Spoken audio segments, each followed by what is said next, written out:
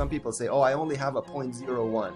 Bitcoin is so scarce, right, that 0.01 represents a purchasing power much higher than you can possibly imagine. All I can tell you is that the number is going to go up.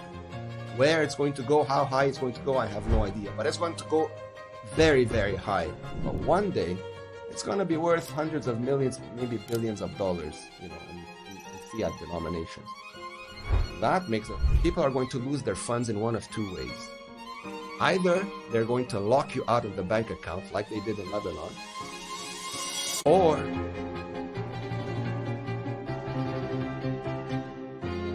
Mr. Tony Yazbak, thank you so much for joining me here today and being a playable character in a sea of non-playable characters. Thank you, sir. Hey, Brandon, appreciate you having me, man. Happy to be here. This is going to be a blast today. So we're going to dive into the world of Bitcoin self-custody with cybersecurity expert Tony Yazbak. This is one of your quotes recently, or I can't remember now if it was recently or not, but something you've said in the past is when banks start offering Bitcoin custody services, remember, trusting third parties with your Bitcoin defeats its purpose.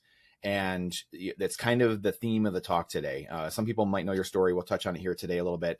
Losing things in collapses, trusting banks, what happens when we do that. This is what you guys do at the Bitcoin way. And now we're seeing it with the repeal of SAB 121. We're seeing all these things happening and ETFs and all. We got a lot of stuff going on here. And, Bitcoin was, Bitcoiners are against government. Now we're in bed with the government. Now, to me, that's the Trojan horse. To me, I think it has to go that way. It's permissionless money. And that was inevitable. However, you are here and you are the man of the hour of how can we protect ourselves and ride this line between, being a permissionless money and being involved with governments and banks and what's happening here. But you are the man of the hour. So I'd love for you to start unpacking this. Tell us, about your story a little bit and what happened and what led you to what you are doing here now today.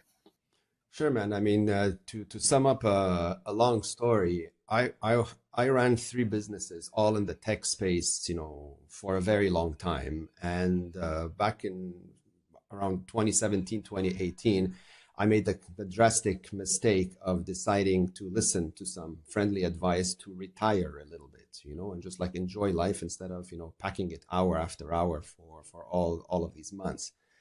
And so I did. And, it was fine for a little while. And, life in Lebanon was absolutely, glorious, 5-star all the way, especially if you're financially comfortable.